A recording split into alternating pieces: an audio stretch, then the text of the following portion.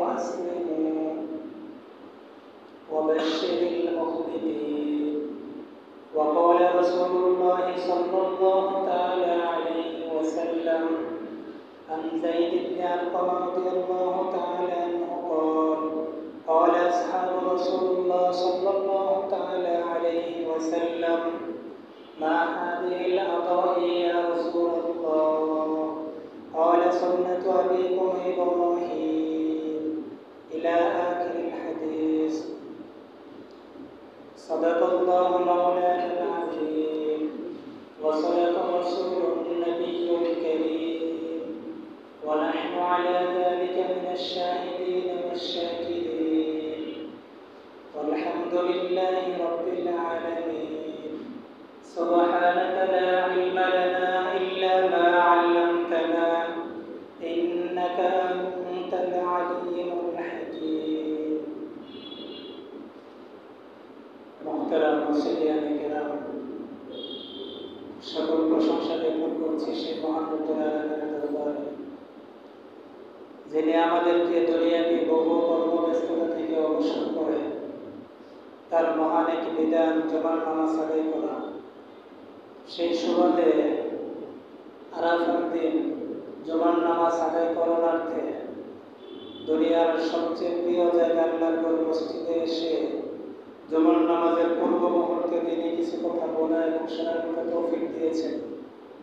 এজন্য সেই রবের দরবারে আমরা দিন থেকে শুকরিয়া আদায় করি, সকলে বলে আলহামদুলিল্লাহ। গত জুমায় আমরা আলোচনা করেছিলাম কুরবানির ইতিহাস নিয়ে। আজকে ইয়াউমে আরাফা, 9 জিলহজ, আজকে ফজর থেকে নিয়ে তাকবীরে তাশরিক শুরু হয়েছে। এটা চলবে আগামী 12-13 তারিখ আসর পর্যন্ত। এই তাকবীরে তাশরিক প্রত্যেক পুরুষ এবং মহিলা প্রত্যেকের জন্য এটা ওয়াজিব।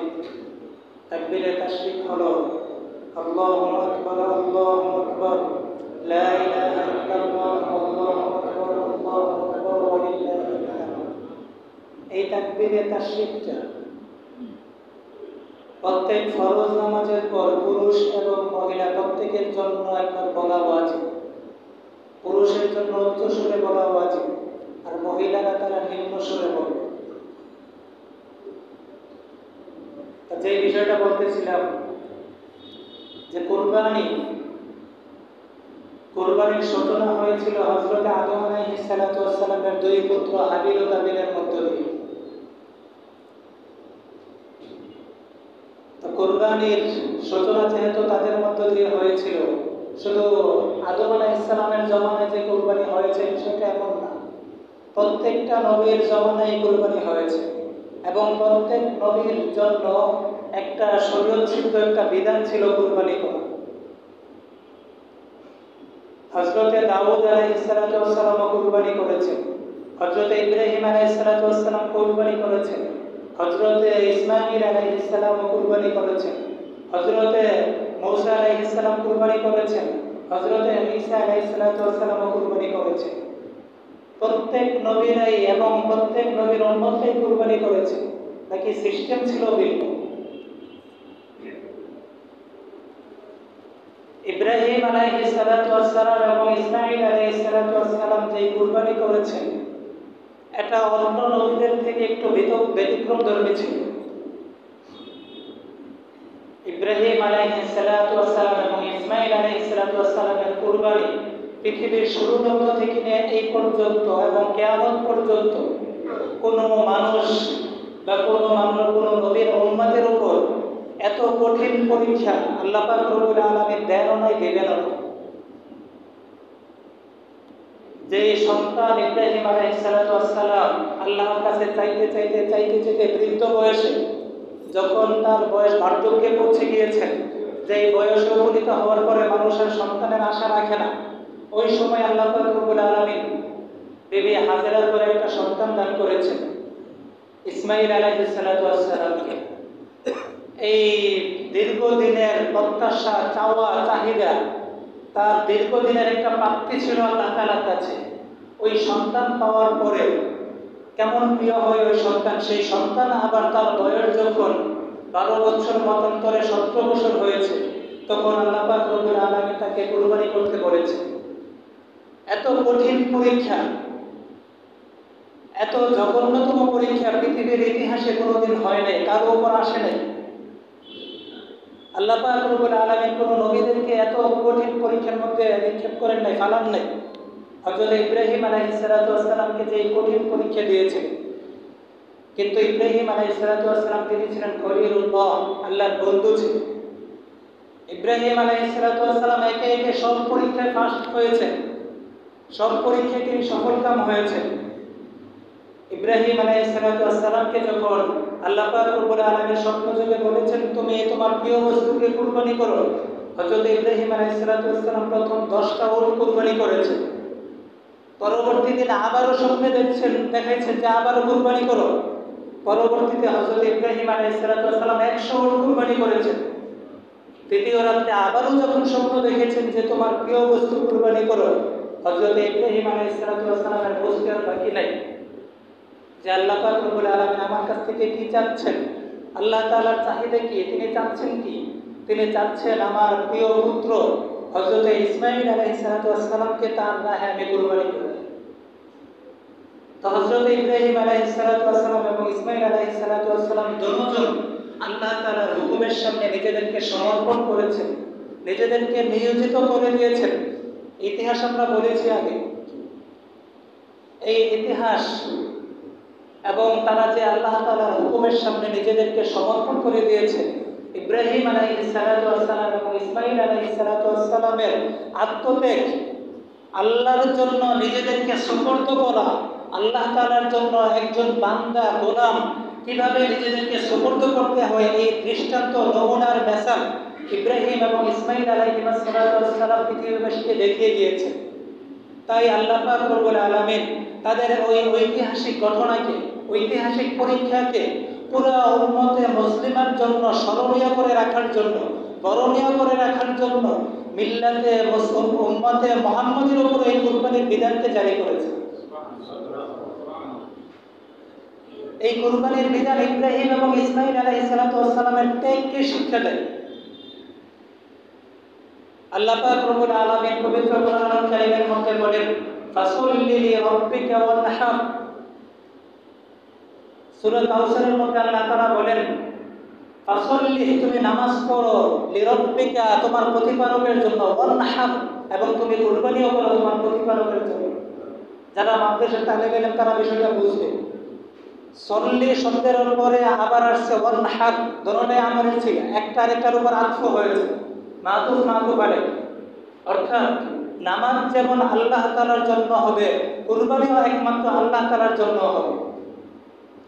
নামাজ যেমনিভাবে কোনো বাবার জন্য হয় না, নামাজ যেমনিভাবে কোনো মূর্তির জন্য হয় না, নামাজ যেমনিভাবে গায়রুল্লাহর জন্য হয় না, ঠিক তেমনিভাবে কুরবানিও কোনো বাবার জন্য, কোনো প্রতিমার জন্য, কোনো কিছুর জন্য হয় না। কুরবানি একমাত্র আল্লাহ তাআলার জন্যই হয়। এর অর্থ হইল ফাসল্লি লিরাব্বিকা ওয়ানহার, তুমি আল্লাহর জন্য নামাজ পড়ো এবং আল্লাহর জন্য কুরবানি করো।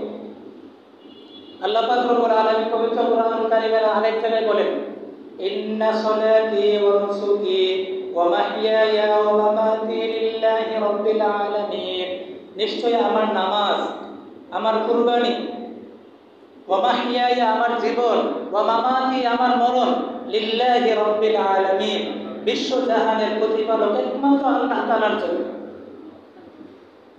আমার নামাজ, আমার কুরবানি, আমার জীবন, আমার মরণ সব আল্লাহ তাআলার জন্য। অন্য কারো দখলদারিত্ব নাই এখানে।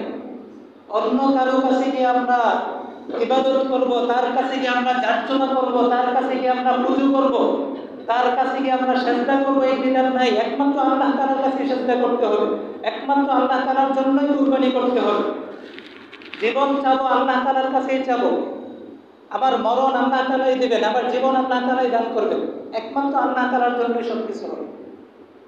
ইসলাম পূর্ব যুগে অমুসলিমরা তারা প্রতিমার নামে প্রাণীদেরকে উৎসর্গ করত, হাজার হাজার প্রাণী তারা প্রতিমাদের নামে উৎসর্গ করত। এই মর্মে আল্লাহ পাক রব্বুল আলামিন পবিত্র কোরআনুল কারীমের মধ্যে বলেন মা জাআলাল্লাহু মিন বাহিরাতিন ওয়ালা সাইবা ওয়ালা ওয়াসিলাতিন ওয়ালা হাম। আল্লাহ পাক রব্বুল আলামিন বলেন, মা জাআলাল্লাহু মিন বাহিরাতিন, বাহিরাকে, বাহিরা নামক একটা প্রাণীর নাম, একটা ওট, যেই ওটের দুধকে অমুসলিমরা তাদের প্রতিমার নামে উৎসর্গ করত এবং ওই ওট থেকে কোনো উপকৃত হওয়া অবৈধ ছিল তাদের কাছে।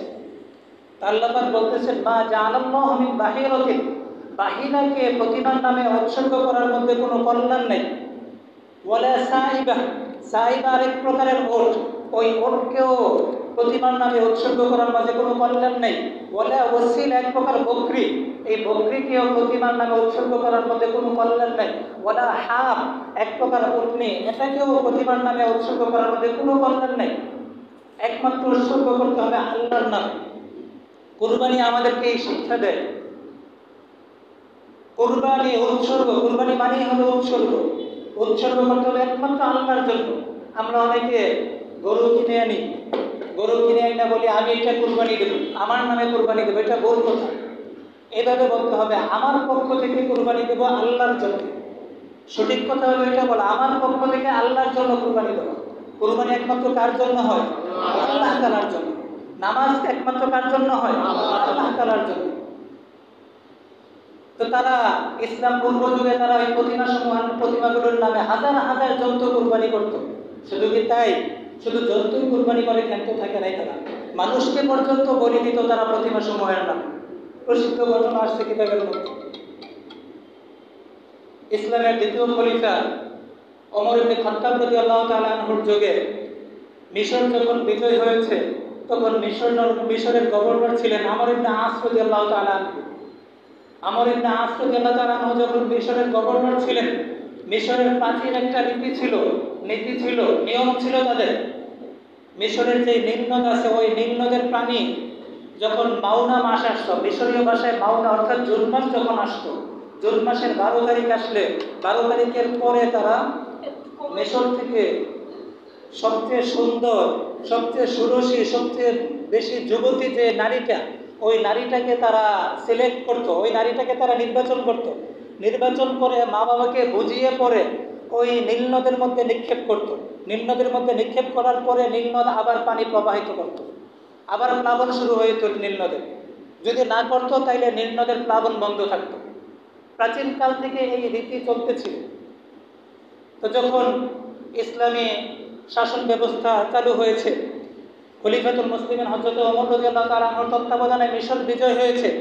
মিশরের গভর্নর হয়েছিলেন বিখ্যাত সাহাবী আমর ইবনে আস রাদিয়াল্লাহু তাআলা আনহু। তখন মিশরের প্রাচীন কিপ্তি বংশীয় যারা আছে, তাদের প্রতিনিধি দল আমর ইবনে আস রাদিয়াল্লাহু তাআলা আনহুর কাছে এসে বলল যে, হ্যাঁ গভর্নর, নীল নদের পানি তো শুকিয়ে গিয়েছে, এখন নীল নদে আমাদের পূর্ব রীতি অনুযায়ী মিশরের সবচেয়ে সুন্দরী নারীকে এখানে নিক্ষেপ করলে পরে নীল নদ আবার পানির প্রবাহ শুরু করবে, না হয় পানির প্রবাহ শুরু করবে না। এই কথা শোনার পরে আমর ইবনে আস রাদিয়াল্লাহু তাআলা আনহু বললেন যে, না, এটা তো ইসলামে নাই। ইসলামে নাই কোনো প্রতিমার নামে, শয়তানের নামে নীল নদে কোনো ষোড়শী রূপসী নারীকে নিক্ষেপ করা, এটা ইসলামে নাই, কাজে এটা করতে পারবা না। যখন এই নির্দেশ দেন নাই, তিনি নাচক করে দিয়েছেন, তিনি না করে দিয়েছেন, তখন তারা চলে গিয়েছে। এক পর্যায়ে কি হলো, মাওনা মাস চলে গেল, অর্থাৎ জুন মাস চলে গেল, জুলাই মাস চলে গেল, আগস্ট মাস চলে গেল, কিন্তু নীল নদের পানি প্রবাহ হচ্ছে না, পানি বন্ধ, পানি নাই নীল নদ। এখন অথচ নীল নদের আশপাশে যারা ছিল তারা ওই পানি নির্ভর ছিল, কৃষি কাজ করত, নীল নদ থেকে পানি সেচন করে তারা তাদের জমিগুলি আবাদ করত। এখন যেহেতু 3 মাস পর্যন্ত পানি বন্ধ, ওইখানের আশপাশের বসতি স্থাপন যারা করেছিল তারা এখান থেকে চলে যাওয়ার ব্যাপারে মনস্থ করলো, চলে যাওয়ার সিদ্ধান্ত নিয়েছিল। এই অবস্থা যখন সৃষ্টি হয়েছে, তখন মিশরের গভর্নর আমর ইবনে আস রাদিয়াল্লাহু তাআলা আনহু খলিফাতুল মুসলিমিন হযরত ওমর রাদিয়াল্লাহু তাআলা আনহুর কাছে চিঠি লিখেছেন যে, খলিফাতুল মুসলিমিন, এখন তো এই অবস্থা, নীল নদে তো পানি দিচ্ছে না, নীল নদের পানি নাই, তারা তো এখান থেকে চলে যেতে চাচ্ছে, আমি তো তাদেরকে না করেছি, এখন আমি কি করব? তখন ওমর ইবনে খাত্তাব রাদিয়াল্লাহু তাআলা আনহু চিঠির অপর প্রান্তে লিখেছেন যে, খলিফাতুল মুসলিমিন ওমর ইবনে খাত্তাবের পক্ষ থেকে ইলা বাহরে নীল, নীল নদের প্রতি হে নীলনদ, তুমি যদি শয়তানের পক্ষ থেকে প্রবাহিত হয়ে থাকো তাহলে তোমার প্রবাহিত হওয়ার আর দরকার নেই, তোমার পানির আর দরকার নেই, তুমি আর প্রবাহিত হও না। আর শুনে রাখো হে নীলনদ, তুমি যদি আল্লাহ তাআলার হুকুমে প্রবাহিত হয়ে থাকো, আল্লাহর পক্ষ থেকে প্রবাহিত হয়ে থাকো, আমি আল্লাহ তাআলার কাছে দোয়া করি আল্লাহ তাআলা যেন তোমাকে প্রবাহিত করে দেন। এইটা লেখছে ওই যে আমর ইবনে আস যে চিঠি পড়েছিলেন, ওই চিঠির অপর পৃষ্ঠা লিখে পরে হযরত আমর ইবনে আস রাদিয়াল্লাহু তাআলা আনহুর কাছে এই চিঠিটা দিয়েছেন। দেওয়ার পরে তাদের একটা মাসনা নামক একটা উৎসব খ্রিস্টানদের, যে উৎসবের মধ্যে সবাই জমা হইত। ওই উৎসবের দিন আমর ইবনে আস রাদিয়াল্লাহু তাআলা আনহু এক বর্ণনা মতে ওই দিনের আগের রাত্রে নীল নদের মধ্যে নিক্ষেপ করেছেন ওই চিঠিটা। নিক্ষেপ করার সাথে সাথে নীল নদের প্লাবন আবার শুরু হয়ে গিয়েছে। কেমনভাবে শুরু হয়েছে কিতাবের মধ্যে আসছে, 12 ফুট দৈর্ঘ্যতার সাথে তার প্লাবন শুরু হয়ে গিয়েছে। তাইলে নীলনদ কার হুকুমে প্রবাহিত হয়েছে? আল্লাহ তাআলার হুকুমে, আল্লাহর নামে নীলনদ প্রবাহিত হয়েছে। যখন বলছেন যে তুমি যদি আল্লাহর নামে প্রবাহিত হইতে হও তাহলে আল্লাহর কাছে দোয়া করি তুমি প্রবাহিত হও, আল্লাহ যেন তোমাকে প্রবাহিত করে, তখন সাথে সাথে এই চিঠি ফালানোর সাথে সাথে নীলনদের প্লাবন আবার শুরু হয়ে গিয়েছে।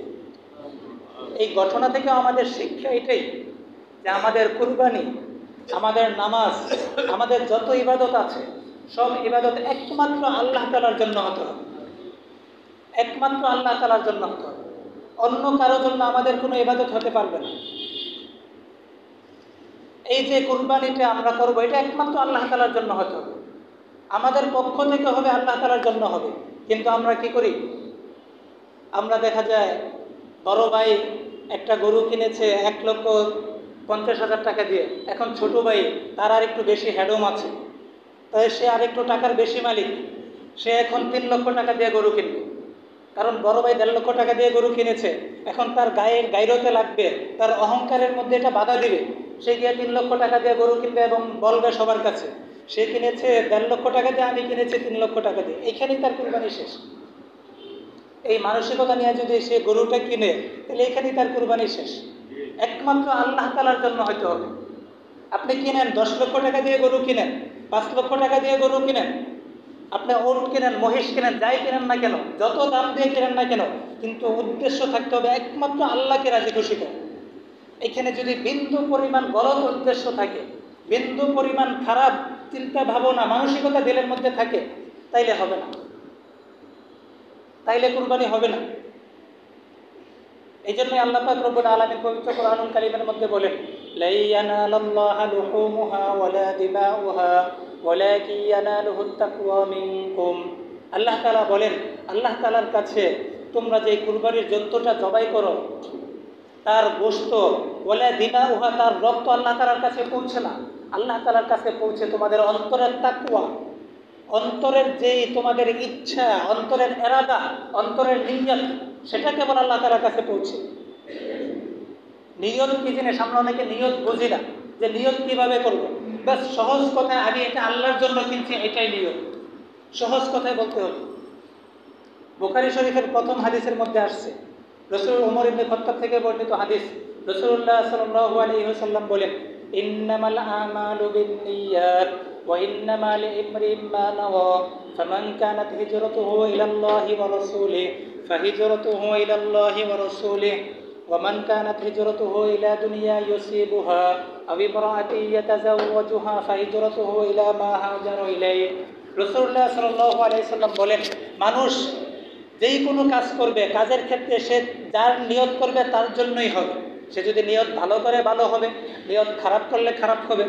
কোনো ব্যক্তি যদি বাংলাদেশ থেকে মক্কা শরীফে যায় হজ করার জন্য, আল্লাহর রসুলকে রাজি খুশি করার জন্য, তাইলে তার হজ, তার উমরা আল্লাহর রসুলের জন্যই হবে।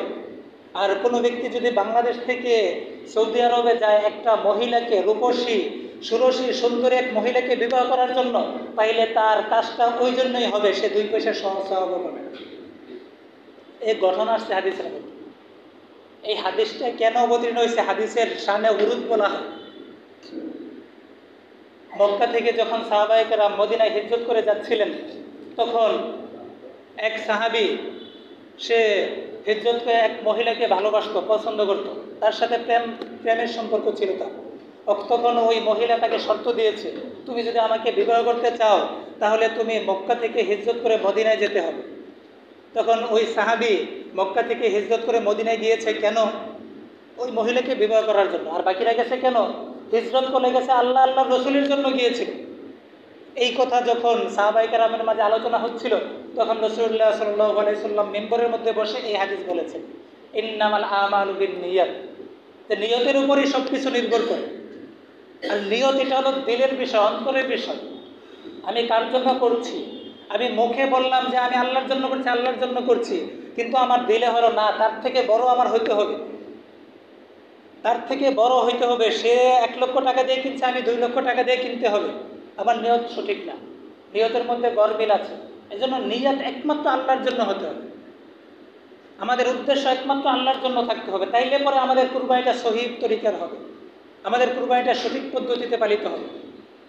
আল্লাহ পাক রব্বুল আলামিন আমাদেরকে বিষয়গুলো বোঝার তৌফিক দান করুন। এই কুরবানি দ্বারা আমাদের উদ্দেশ্য কি? 1 নম্বর বিষয় তো বললাম, তাকওয়া অর্জন করা। কুরবানি দ্বারা উদ্দেশ্য হলো তাকওয়া অর্জন করা, আল্লাহ ভীতি অন্তরের মধ্যে জাগ্রত হওয়া, জাগ্রত করা। হযরত ইব্রাহিম এবং ইসমাঈল আলাইহিস সালাতু ওয়াস সালাম নিজেদেরকে কিভাবে সঁপে দিয়েছেন, এই বিষয়গুলো আমাদের জেহানে আনা। এইভাবে আল্লাহ তাআলার সামনে নিজেকে সঁপে দিতে হয়, নিজেকে সমর্পণ করতে হয়।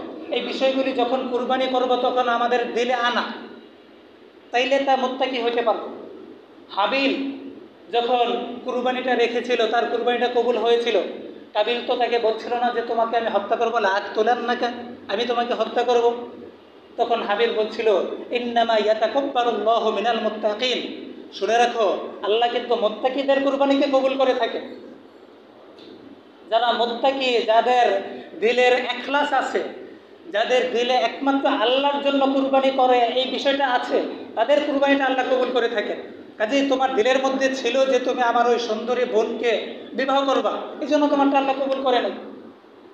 এই বিষয়গুলো কুরবানির সময় আমাদের দিলের চোখের সামনে আনা, আমাদের মনের মধ্যে আনা বিষয়, তাইলে আমাদের নিয়তটা সহিহ হবে।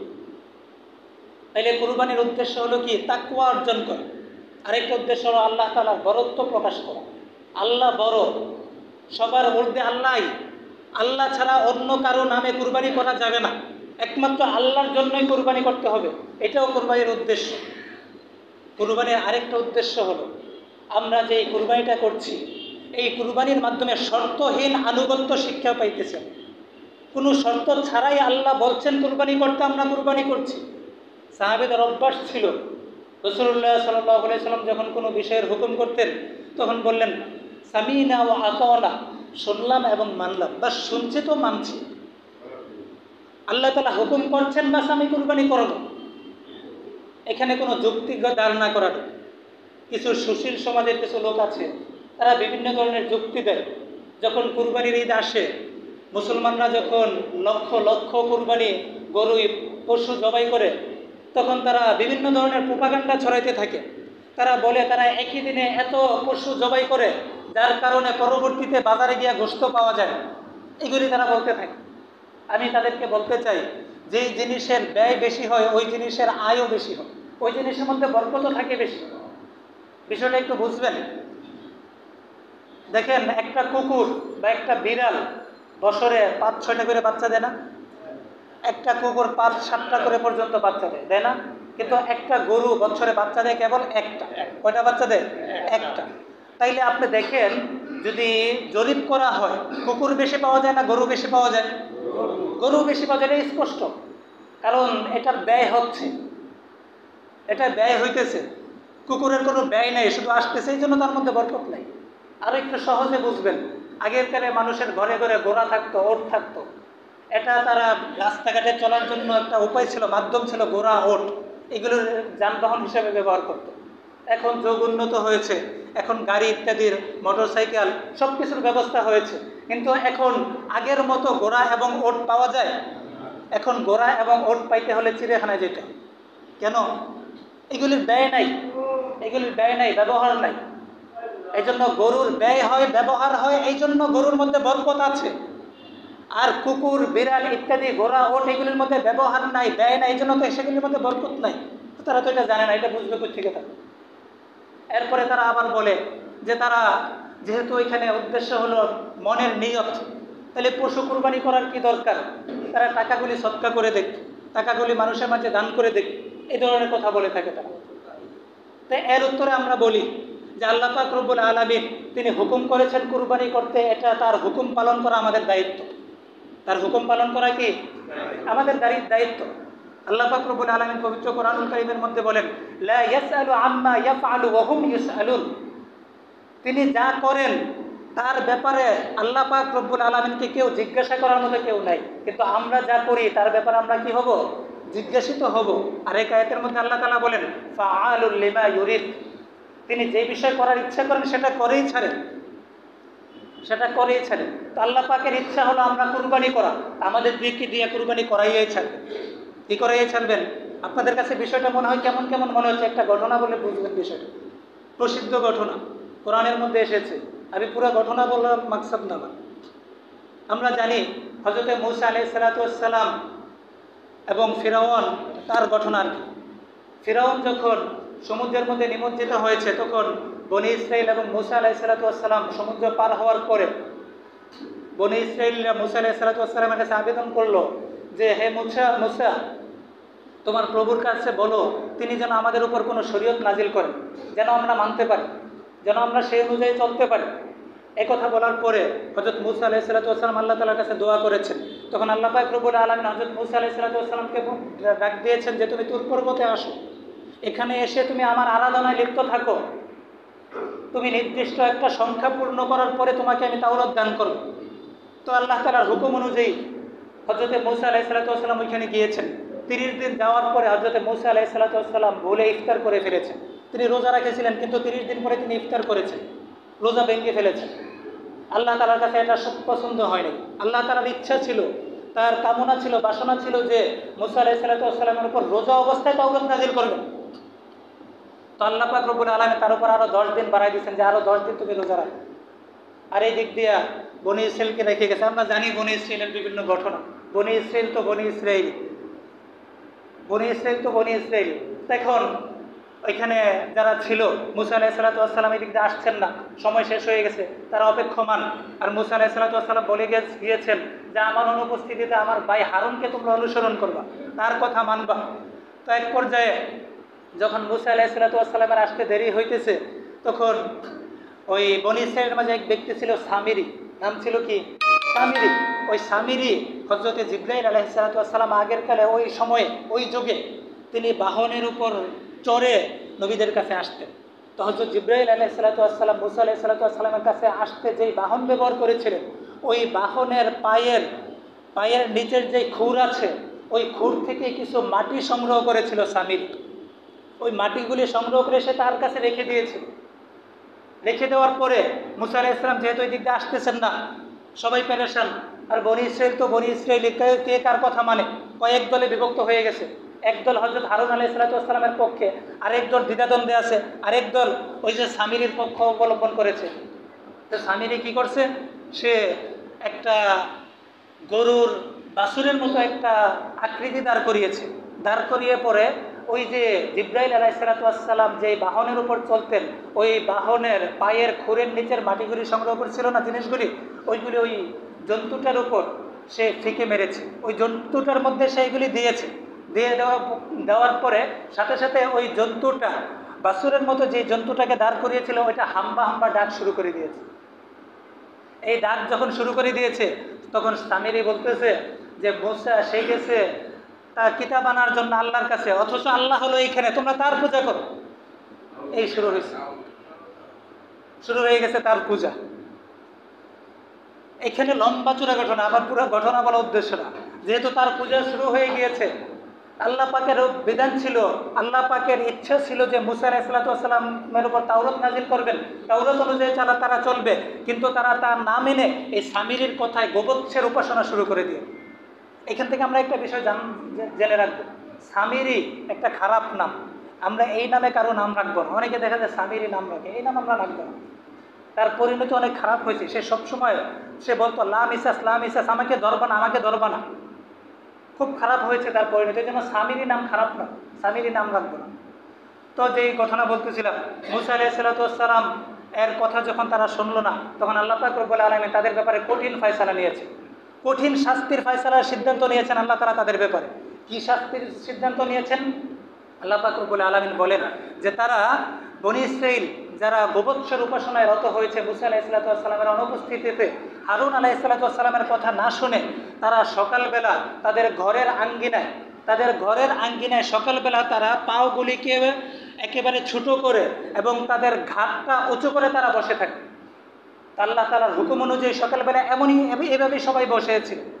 এরপরে গাইবীভাবে একটা ছায়াপাত হয়েছে তাদের উপর। ওই ছায়াপাতের কারণে এমন একটা অবস্থা হয়েছে যে বনী ইসরাইলের একজন আরেকজনকে চিনতে পারতেছে না। তা না চিনে তারা কি করছে? আল্লাহ পাকের হুকুমে তারা একজন আরেকজনকে যেহেতু চিনতেছে না, এই জন্য প্রত্যেকের অপরকে শত্রু মনে করতেছে। এক আপন ভাই তার আপন ভাইকে শত্রু মনে করতেছে, ছেলে বাবাকে শত্রু মনে করতেছে, স্বামী স্ত্রীকে শত্রু মনে করতেছে। শত্রু মনে করে ওই বনী ইসরাইল একদিনে সকাল থেকে সন্ধ্যা পর্যন্ত পরস্পরকে হত্যা করতে করতে 70,000 বনী ইসরাইল তারা নিহত হয়েছে। যে বিষয়টা বলতেছিলাম, আল্লাহ তাআলার যেটা হুকুম করেন, যেটা ইচ্ছা করেন, এটা করাইয়া ছাড়েন, বোঝানোর জন্য বলছিলাম আমি বিষয়টা। তা একদিনে সকাল থেকে সন্ধ্যা পর্যন্ত 70,000 বনী ইসরাইল পরস্পরকে হত্যা করেছে। এদিক দিয়ে মুসা এবং হারুন আলাইহিস সালাম আল্লাহ তাআলার কাছে রোনাজারি করতে লাগলেন, হে আল্লাহ, বনী ইসরাইল তো শেষ হয়ে গেল। আল্লাহ পাক রব্বুল আলামিন পরবর্তীতে তাদের দোয়াকে কবুল করছে, হত্যা বন্ধ করতে বলছেন। পরে ওই ছায়াটা চলে গেছে, এরপরে আবার তাদের তওবা আল্লাহ তাআলা কবুল করেছেন, পরবর্তীতে স্বাভাবিক হয়েছে। কিন্তু আমার এখানে বলার উদ্দেশ্য হলো ঘটনা, আল্লাহ পাক রব্বুল আলামিন বনী ইসরাইল আল্লাহ তাআলার কথা মানে নাই, না মানার কারণে আল্লাহ তাআলার ইচ্ছা ছিল তাদেরকে শাস্তি দেওয়া। শাস্তি দিয়েছেন কিনা? দিয়েছেন। এখন আল্লাহ তাআলার ইচ্ছা হলো আমরা পশু কুরবানি করা। আমরা যদি পশু কুরবানি না করে টাকা সদকা করি, আল্লাহ পাক যদি আমাদের উপর বনী ইসরাইলের মতো শাস্তি দেন, কেউ আটকাইতে পারবো? আটকাইতে পারবো? তাইলে আল্লাহ তাআলা যে আমাদেরকে পশু কুরবানি করতে বলেছেন, এটা আল্লাহ পাক রব্বুল আলামিন প্রকারান্তরে আমাদের উপর অনুগ্রহ করেছেন, আমাদের উপর ইহসান করেছেন। আল্লাহ যদি এখানে পশু কুরবানি করতে না বলে ইব্রাহিম আলাইহিস সালামকে যেভাবে হুকুম করেছিলেন যে তোমার প্রিয় পুত্র ইসমাইলকে কুরবানি করো, আল্লাহ তাআলা যদি আমাদের প্রত্যেকের সন্তানকে কুরবানি করতে বলতেন, তাইলে সেটাই আমরা পালন করতে হইতো, ব্যতিক্রম করার কোনো সুযোগ ছিল না। ঠিক কিনা কথা? তাই আল্লাহ পাক রব্বুল আলামিন আমাদেরকে পশু কুরবানি করতে বলে আমাদের উপর অনুগ্রহ করেছেন, ইহসান করেছেন। এই জন্য কুরবানির আরেকটা উদ্দেশ্য হলো এইটা, যে আমরা আল্লাহ তাআলার জন্য আল্লাহ তাআলার জন্য যে ত্যাগ করতে হয়, কি পরিমাণ ত্যাগ করতে হয়, এগুলো কুরবানির আরেকটা উদ্দেশ্য হলো পারিবারিক এবং সামাজিক ঐক্য। এই কুরবানির মাধ্যমে দেখা যায় আমাদের আত্মীয় স্বজনের মাঝে সব আত্মীয় স্বজন একসাথে হয়, একসাথে কুরবানি করে, এটা একটা কুরবানির উদ্দেশ্য, এটা ইসলামের শিক্ষা। এই জন্য কুরবানি একমাত্র কার জন্য হবে? আল্লাহ তাআলার জন্য হবে। এই কুরবানির ফজিলত কি? হাদিস শরীফের মধ্যে আসছে, রাসূলুল্লাহ সাল্লাল্লাহু আলাইহি ওয়াসাল্লাম বলছেন, যায়েদ ইবনে আরকাম থেকে বর্ণিত হাদিস, সাহাবায়ে কেরামগণ জিজ্ঞাসা করছেন যে ইয়া রাসূলুল্লাহ, এই কুরবানি এটার বিধান কি? তখন রাসূলুল্লাহ সাল্লাল্লাহু আলাইহি ওয়াসাল্লাম বললেন যে এটা হলো তোমাদের পিতা হযরত ইব্রাহিম আলাইহিস সালামের সুন্নাত। তখন সাহাবায়ে কেরাম জিজ্ঞাসা করলেন যে আমাদের জন্য এখানে কি রয়েছে? তখন রাসূলুল্লাহ সাল্লাল্লাহু আলাইহি ওয়াসাল্লাম বললেন যে প্রত্যেকটা পশমের বিনিময়ে এক একটা করে নেকি রয়েছে। সাহাবায়ে কেরাম বললেন, হে আল্লাহর রাসূল, কিছু পশু তো এমন আছে যেগুলির মধ্যে পশম খুব বেশি হয়, যেমন বেড়ার মধ্যে পশম খুব বেশি, দম্বা, এগুলির মধ্যে পশম খুব বেশি, সেগুলির ব্যাপারে রাসূলুল্লাহ সাল্লাল্লাহু আলাইহি ওয়াসাল্লাম বলেন সেগুলির মধ্যেও প্রত্যেকটা পশমের বিনিময়ে এক একটা করে সওয়াব রয়েছে। কুরবানির পশুর প্রথম রক্তটা জমিনে পড়ার আগে আল্লাহ পাক রব্বুল আলামিনের কাছে তা কবুল হয়ে যায়, আল্লাহ পাক তাকে মাফ করে দেয়, যদি আল্লাহর জন্য কুরবানিটা হয়। যদি কার জন্য হয়? আল্লাহর জন্য কুরবানিটা হয়। এই জন্য আমাদের কুরবানিটা একমাত্র কার জন্য হইতে হবে? আল্লাহর জন্য হইতে হবে। এরপর আমরা জানবো, সময় শেষ হয়ে গেছে প্রায়। কুরবানি 4 প্রকার, 4 ধরনের কুরবানি। এক নম্বর, প্রথম প্রকার হলো ওয়াজিব কুরবানি, আরেকটা হলো নফল কুরবানি, আরেকটা হলো মান্নতের কুরবানি, আরেকটা হলো ওসিয়তের কুরবানি। ওয়াজিব এবং নফল কুরবানি, যেটা ওয়াজিব কুরবানি আমাদের, আমরা যারা সামর্থ্যবান, নেশাব পরিমাণ মালের মালিক যারা, 3 দিন 10, 11, 12, এই 3 দিন সারা বছর কিন্তু থাকা শর্ত না। এবং যাকাতের মধ্যে যেমনিভাবে নিত্য প্রয়োজনীয় বিষয় সবগুলি থেকে অতিরিক্ত হইতে হয়। কুরবানির মধ্যে এটাও না, আপনাদের নিত্য প্রয়োজনীয় বিষয় থেকে এটাও থেকে অতিরিক্ত হতে হবে। বাকি যেই বাড়ি আমাদের এমন যে ওই বাড়ির ভাড়াটা আমি সংসার চালাইতে লাগে না, ওই বাড়ি যদি থাকে এবং ওইটা দিয়েও যদি নেশাব পরিমাণ হয় এই 3 দিনে, তাহলে আমার উপর কুরবানি ওয়াজিব। এমনিভাবে ব্যাংকের অনেকে আছে যে ব্যবসায়িক লোন নেই, ব্যবসায়িক কারণে যে লোন নেওয়া হয়, যে ঋণ নেওয়া হয় ব্যাংক থেকে, ওই ঋণের কারণেও কুরবানি বাতিল হয় না, কুরবানি করতে হয়। অনেকের আবার এমন হয় যে দেখা যায় কিছু টাকা আছে, কিছু গহনা আছে, এই সব মিলিয়ে যদি 52.5 তোলা রূপার বা তারপরে এইগুলির যত টাকা হয়, ওই পরিমাণ টাকার সমপরিমাণ টাকা যদি তার কাছে থাকে এই 3 দিন, তার উপর কুরবানি ওয়াজিব, সে কুরবানি করতে হবে। তো কুরবানির 2টা প্রকার, ওয়াজিব এবং নফল যেই প্রকারগুলি আছে, সেই কুরবানির গোস্ত, ওয়াজিব কুরবানি এবং নফল কুরবানি, সেগুলির গোস্ত যে কুরবানি করে সেও খেতে পারবে এবং যাকে মন চায় তাকে খাওয়াইতে পারবে, সবাই খেতে পারবে, গরিব ধনী সবাই খেতে পারবে। কিন্তু শেষের 2টা, যেটা মান্নত এবং ওসিয়তের কুরবানি, মান্নত এবং ওসিয়তের কুরবানির গোস্ত যে কুরবানি করবে সে খাইতে পারবে না, এবং তার যত ধনী আত্মীয় স্বজন আছে তারা খেতে পারবে না, তার ওয়ারিসরাও খাইতে পারবে না, তাদের জন্য হারাম এটা। বিষয়টা মনে রাখতে হবে, মান্নত এবং ওসিয়তের কুরবানির গোস্ত কুরবানির দাতাও খাইতে পারবে না, তার ধনী আত্মীয় স্বজনও খাইতে পারবে না, তার ওয়ারিসরাও খাইতে পারবে না। এগুলি সবগুলি সদকা করে দিতে হবে, গরিবদের মাঝে দান করে দিতে হবে। এটা হলো ওসিয়তের কুরবানি এবং মান্নতের কুরবানি। এই তো গেল কুরবানির বিষয়। এখন আমরা কয়েকটা মাসআলা সংক্ষিপ্ত আকারে শুনবো। কুরবানি সংক্রান্ত কয়েকটা মাসআলা। কোনো পরিবারের মধ্যে যদি এমন হয় যে প্রত্যেকটা পরিবার আলাদা আলাদাভাবে সবাই নেশাব পরিমাণ মালের মালিক, তাহলে প্রত্যেকের জন্য আলাদা আলাদা কুরবানি করতে হবে। এটা আমরা অনেকে ভুল করি, যৌথভাবে শুধু একজনে কুরবানি করে, এটা ভুল। ঘরের মধ্যে ভাই হলো 5 জন, 5 ভাইয়ের উপরই প্রত্যেকে আলাদা আলাদাভাবে নেশাব পরিমাণ মালের মালিক, প্রত্যেকে আলাদা আলাদা কুরবানি করতে হবে, এক কুরবানি করলে হবে না। এটা হলো একটা মাসআলা। আরেকটা মাসআলা হলো, কোনো ব্যক্তি যদি যেই কোনো কারণে 10, 11 এবং 12 তারিখ কুরবানি করতে না পারে, সবচেয়ে উত্তম হলো 10 তারিখে কুরবানি করা, এরপরে হলো 11 তারিখ, এরপরে হলো 12 তারিখ। তো কোনো কারণে যদি এই 3 দিন কুরবানি করতে না পারে, তাহলে সে মধ্যম ধরনের, মধ্যম মূল্যের একটা ছাগলকে কিনে তার মূল্যটা মানুষের মাঝে সদকা করে দেবে। এটা হলো একটা বিষয়। আরেকটা বিষয় হলো তাকবীরে তাশরিক, আজকে থেকে যেটা শুরু হয়েছে, এই তাকবীরে তাশরিক আজকে থেকে নিয়ে একবারে আমাদের 13 তারিখ পর্যন্ত, আসর পর্যন্ত চলবে। পুরুষরা জোরে বলতে হবে, প্রত্যেক ফরজের পরে একবার করে জোরে বলা ওয়াজিব, আর মহিলারা আস্তে বলবে, এটা প্রত্যেকের জন্য ওয়াজিব। এখন কেউ যদি না জামাতের সাথে নামাজ না পড়তে না পারে, একাকী নামাজ পড়ে, একাকী নামাজ পড়লেও বলতে হবে।